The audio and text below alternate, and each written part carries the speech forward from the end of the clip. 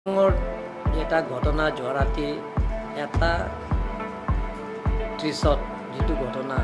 ভাবিব নোৱাৰা ঘটনা সেইটো মই কাৰ্বি আংলং অটোনমাছ কাউন্সিলৰ তৰফৰ পৰা মই নিন্দা কৰিছোঁ যে এজন ছোৱালী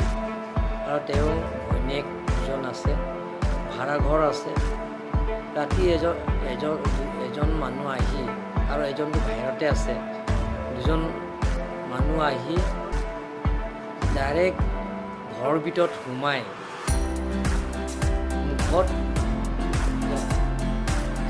গুলি মাৰি শেষ ত্যাগ কৰে, গতিকে মাৰ্ডাৰ কৰি থৈ গৈছে। তাৰ কাৰণে মই কাৰ্বি আংলং অটোনমাছ কাউন্সিলৰ তৰফৰ পৰা বা কাৰ্বি আংলং ৰাইজৰ মই নিন্দা কৰিছোঁ, যাতে এনে ধৰণৰ ঘটনা যাতে ভৱিষ্যত নহয়। মই এনেই শুনিছোঁ আগতে এই ছোৱালীজনীয়ে বিয়া কৰা হৈছে, বিয়া হৈ আগত উগ্ৰপন্থীৰ লগতে তেওঁ বিয়া হোৱা, কিন্তু সেই উগ্ৰপন্থীৰ লগত তেওঁ ডাইভৰ্চো কৰা হৈছে। ডাইভৰ্চ কৰাৰ পিছত তেওঁ অকলে থাকে আৰু লগতে ইয়াৰ ছোৱালীবিলাক দুজন ভাড়াঘৰ আছে, ছোৱালীবিলাকক পঢ়ি আছে। ৰাতি আহি কোনে মাৰি থৈ গৈছে সেইটো আজি তাৰিখলৈকে কোনেও গম পোৱা নাই। মই SP-ক ক'লোঁ আৰু লগতে ইয়াত থানা মই ইনফৰ্মেশ্যন দিছোঁ, ৰাতিৰ ভিতৰতে মই দিয়া হৈছে, ৰাতিতে মই খবৰ পাইছোঁ আৰু লগে লগে মই SP-ক এইখিনি যাতে ইনকুৱাৰী কৰি পেলাই যাতে যদি পায় তাক শাস্তি দিব লাগিব, কেপিটেল পানিছমেণ্ট কৰিব লাগিব, তেওঁ চিৰদিনৰ কাৰণে জেলত থ'ব লাগে বুলি মই ডিমাণ্ড কৰিছোঁ, যাতে এনেধৰণৰ ঘটনা কাৰ্বি আংলং আৰু ৱেষ্ট কাৰ্বি আংলং আৰু ডিমা হাছাও যাতে অসমত নহয়, তাৰ কাৰণে মই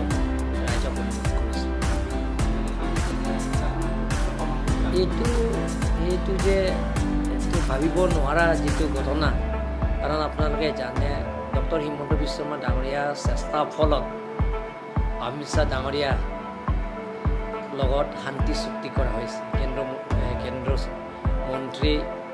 গৃহমন্ত্ৰীৰ লগত শান্তি চুক্তি কৰা হৈছে। শান্তি চুক্তি কৰাৰ লগে লগে কাৰ্বি আংলঙত উগ্ৰপন্থীটো শেষ হৈ গৈছে, কিন্তু আজি যিটো ঘটনা যোৱা ৰাতি যিটো ঘটনা হৈছে, যিটো ভাবিব নোৱাৰা ঘটনা, গতিকে সেই ঘটনা যাতে ভৱিষ্যত নহয় আৰু যিমান পাৰোঁ মই চেষ্টা কৰিম, ৰাইজৰ লগত মই অৱগত কৰি ৰাইজৰ লগত মই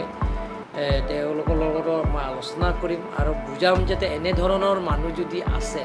যে আমাক যাতে ইনফৰ্মেশ্যন দিয়ে, খবৰটো দিয়ে, আমি লগে লগে প্ৰশাসনৰ তাত আমি চমজাই দিব পাৰে বা থানা ইনফৰ্মেশ্যন দি তেওঁলোকৰ এৰেষ্ট কৰিব পাৰে, তাৰ কাৰণে